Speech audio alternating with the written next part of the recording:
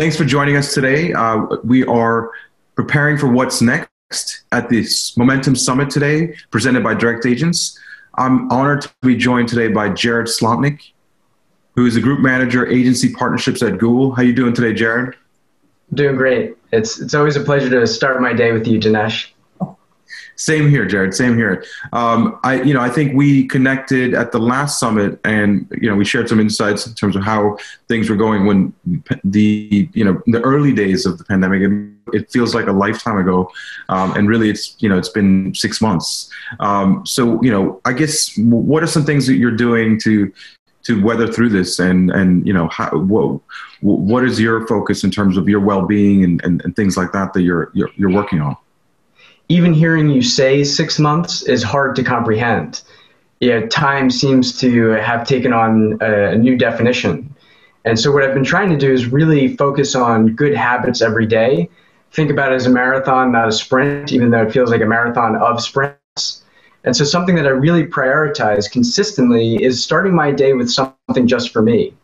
I like to meditate, I like to write, all of that before I look at anything work-related. That classic line, put your oxygen mask on first before you try to help others, that's kind of how I think about it. And it allows me to be more giving and generous and patient with those that I really want to give my energy to, my teammates, my loved ones, my partners. Yep. How about you? I think, in a similar way, I think I've accepted that this is a marathon. I think when I made that acceptance that it's not, around the corner and we're all going back to the same thing, I think that was the first step that made me on a path of, okay, this is something that's going to be around. I'm going to have to figure out a lot of things for my friends, my family, my partners that are not in my control. So I can only control so many things. So I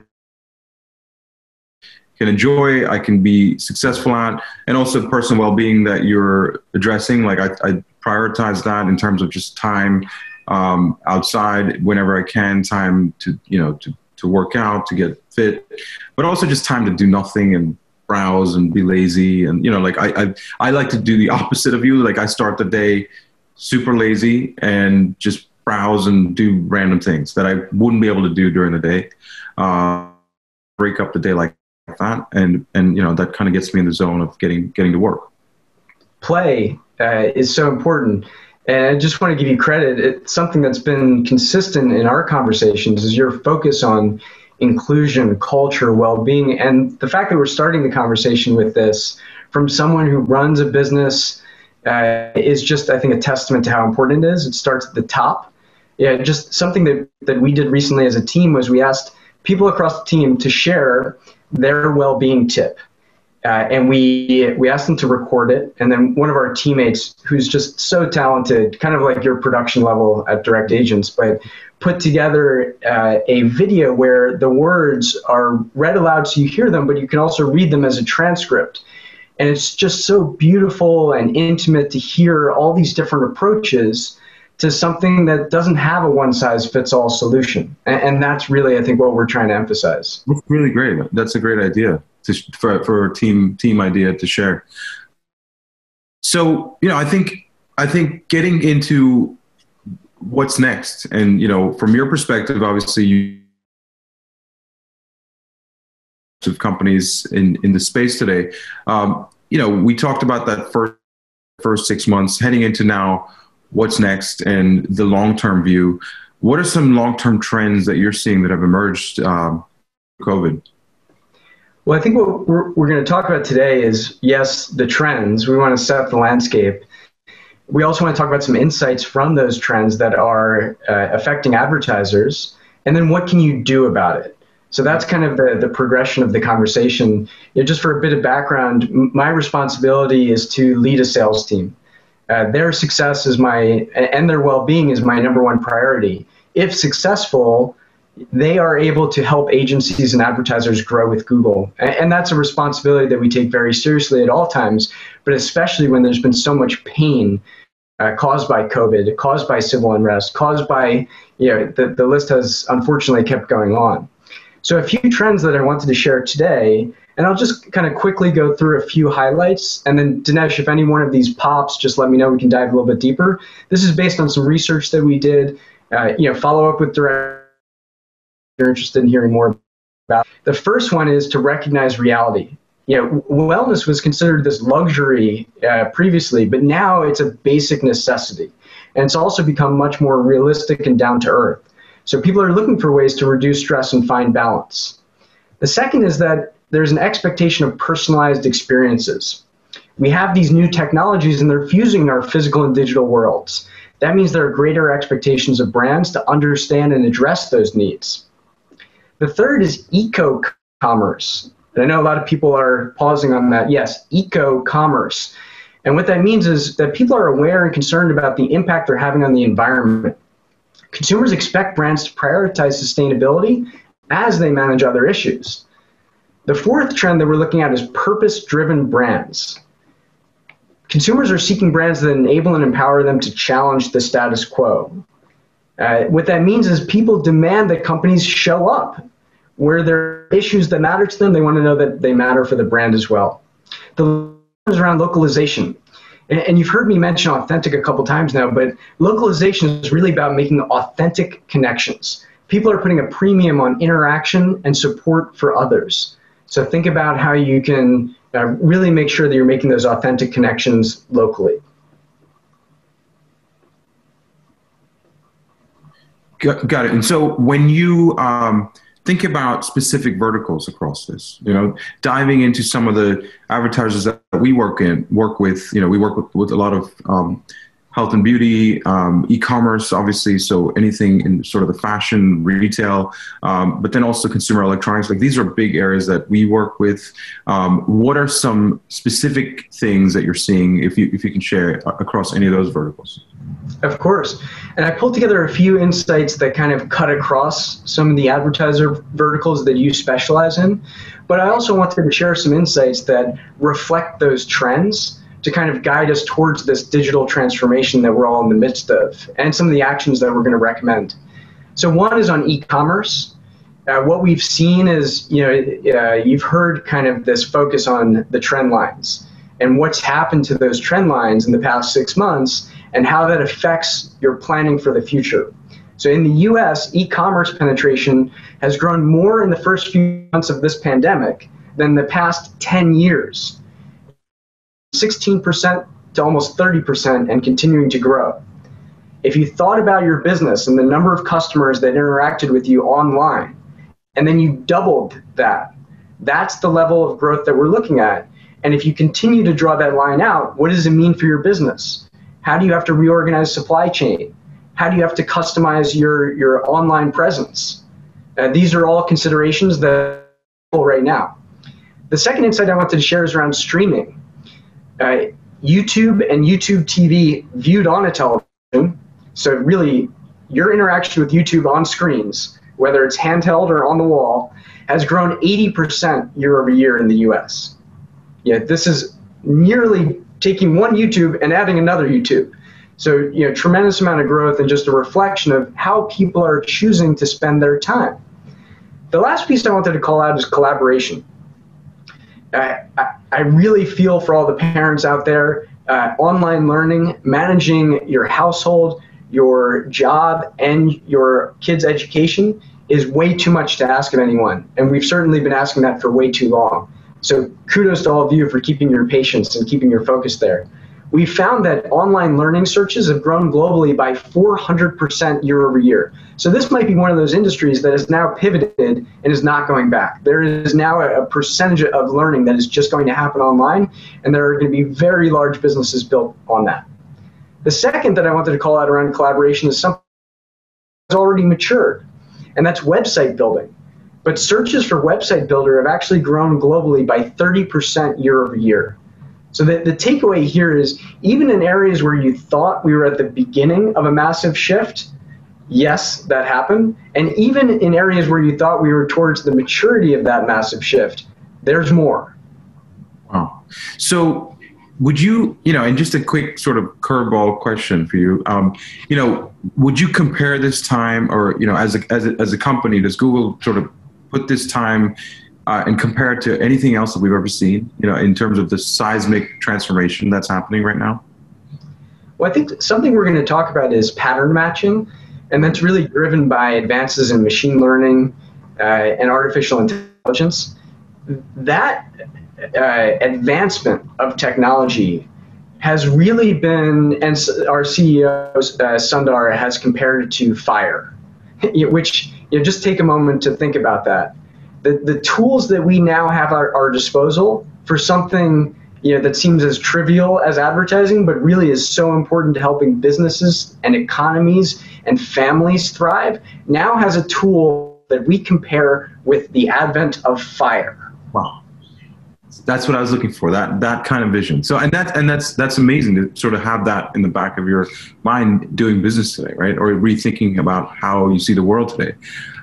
Going into something more specific, with this massive shift, what can advertisers start doing? What are some things that we can start thinking about as marketers?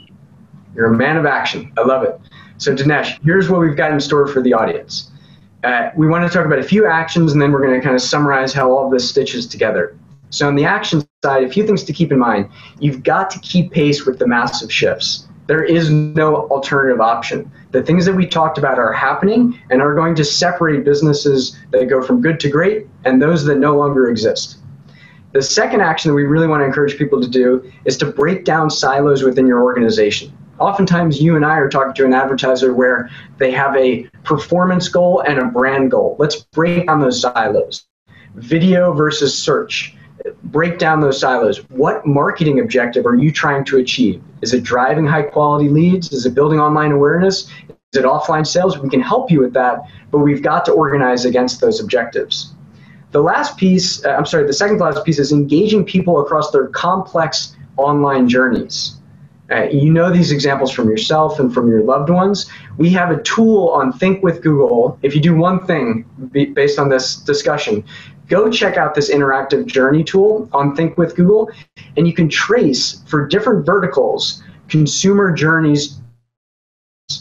Fascinating and really instructive as to how you need to build those online experiences. The last piece, which we were talking about just a moment ago, is pattern detection to create more meaningful advertising experiences. What are you learning from the data that you're gathering, using that to inform decision making? This is a great place to leverage automation. Is there, and these are all amazing, but is there anything specific in terms of that last point? I think brands would love to hear, because that's a point that a lot of people have been talking about a lot this year.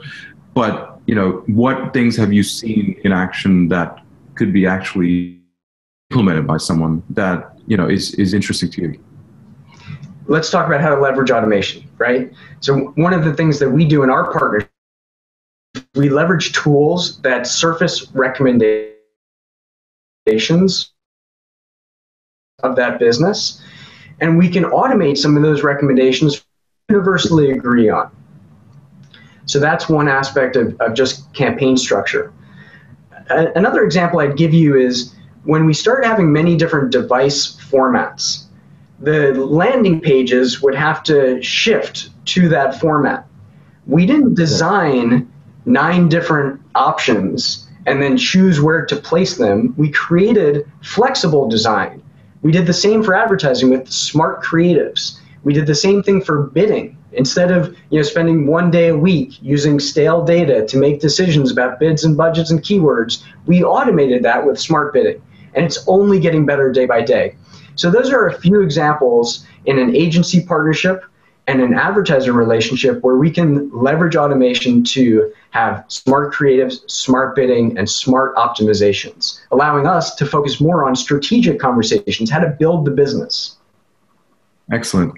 And I guess getting back to one more point, in terms of, when you mentioned, I think the challenge for most advertisers that are listening to this webinar and that have been through the whole cycle of what their ideas are this year, when we hear that, hey, break down silos, don't think about, effective CPAs one way when you're looking at video versus social versus search. I think the challenge is always, well, how do I measure success? And I've got, management breathing down my neck to hit numbers. And every dollar spent every day that's not translating into a goal is stress. I mean, every CMO that I talk to has this conversation with me.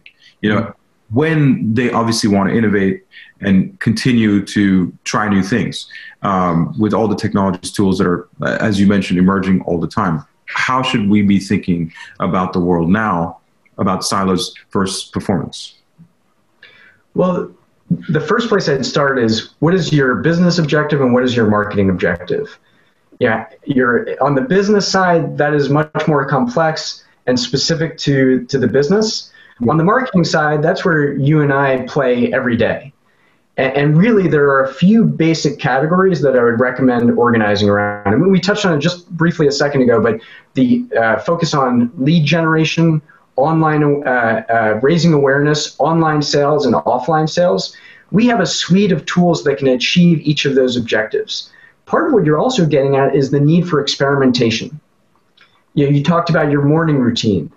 Within that, you were introducing yourself to new ideas. You were playing around with different ways of thinking and doing, and you're going to bring small bits of that into larger and larger pilots to figure out what scales, what helps you improve the larger machine.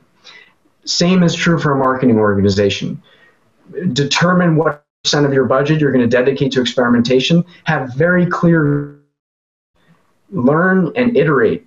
But if you're not constantly experimenting, you'll find yourself in situations, and the pandemic is one that hit us right in the face, where you don't have any alternative paths other than the one behind you. Right. So continue experimentation and leave some tolerance for that is the idea. And then one of those Absolutely. things, one of the ideas will continue to test and measure rigorously. There should be goals for everything, and that's what can inform what you choose to invest further into.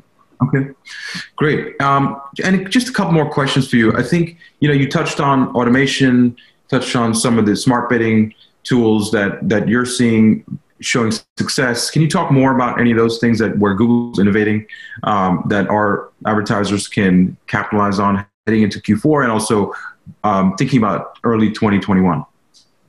Well, I hope everybody tuned into Advertising Week and saw Jerry Dishler's keynote. A few product announcements that are incredibly exciting, and I won't do it justice here with the amount of time we have, but just to tease a few. One is Performance Max campaigns, which means the best of Google all behind the scenes to help you achieve that marketing objective. If you want to drive leads, we will use all of our available channels, all of our intelligence to go out and get you leads and making that campaign really simple and easy to enjoy. Right. The other is we're putting insights directly into the Google Ads interface so that you can have a sense for where consumer demand is moving, how categories are expanding or contracting. All of that is going to help you focus on building strategies for future growth. We're also expanding video action campaigns, so really breaking down those silos of performance and brand. There's a lot more in store, but the theme here is, how do we help you achieve your marketing objectives? Right. Absolutely. And so, and then the video tool you mentioned, or the implementation, is that rolling out end of the year, early next year? I'm going to point you to our blog post on it so you can catch all the dates. And I'm hoping that you're going to dig a little bit more into the details, the audience meeting, so that you can see some of the videos, see examples of how we're going to use it. The intent behind these product announcements is so important because really the urgency to do this is based on what's happening in COVID, what we're hearing from our customers and partners about what will help them improve their lives. Excellent. Yeah, and we'll follow up for all the viewers with some of the links out to these things because it sounds like there's a lot of information that we should be sharing. The one thing though, is I really recommend that interactive path to purchase. It's a tremendous consumer research and helps simplify something that feels very complex. The other is, we've been kind of in preparation for this, looking at a rethinking readiness report, which is a great document to really guide a conversation about not just Q4 priorities, but 2021 planning. And that's something, I encourage everybody to reach out to direct agents and get a copy. Okay, great. And then I think my last question is maybe just a little bit off script. Thinking about, the next phase of this, you mentioned marathon. From a leadership perspective, how are you seeing things play out where you continue to motivate your team, where you continue to drive inspiration? You know, what are some things that you're doing to keep that fire burning? You know, where people are excited, people are thinking about things like innovation. You know, in this sort of Zoom or hybrid world. You know, how are you creating that drive? A few things that we focus on at all times, but place even greater premium on now is the dynamics of a high performance team, starting with psychological safety. You know, creating that environment and being really creative. You know, I love this definition of inclusion. The definition of belonging, which is the opposite of fitting in. You know, that's the path to psychological safety. And then we talk about structure and clarity, meaning and impact. You know, it's kind of that classic line about the Google perks. It's not why people like to work here. Direct Agents has wonderful perks. It's not really why people like to work there. It's the meaning of work. It's the impact that they can have. It's the dependability and reliability with their teammates. Right now, in order to get there, it requires a depth of compassion and empathy that, you know, really just speaking for myself, I've begun to truly understand what that means in this experience. In a management meeting yesterday, one of my teammates, you know, guided a conversation where people were sharing all their different approaches for well-being. Such enthusiasm, such servant leadership to their teams. But we also reminded the management team, don't forget to put that oxygen mask on. This is really difficult for you too. And so we're just trying to take an extra beat, ask people how they're doing, really listen, just try to be helpful. That's great. Thanks a lot, Jared. You know, I think there's some great insights here, and you know, we covered a lot. Again, I really appreciate you joining us for the Momentum Summit. I'm sure there'll be a part 3 of this when, you know, we can maybe do this in person or get closer to some kind of finish line here. But I think we'll, you know, continue to stay in touch and share all this knowledge with our advertisers and marketers that are out there. And I really appreciate you joining us today. Dinesh, I appreciate you. Direct Agents, you're doing phenomenal work to help your customers succeed. Yeah, we have a mantra on our team for Q4 that I'll share with you and the audience. Make it count. You know, we talk about how we can't predict the future, but we can create it. What are you going to do today? Spending this time with you this morning is making it count. And that's going to carry me through the day and the rest of the week. Awesome. Same here. Same here. And hopefully we'll catch up soon. Thank you, Jared. Definitely. Bye.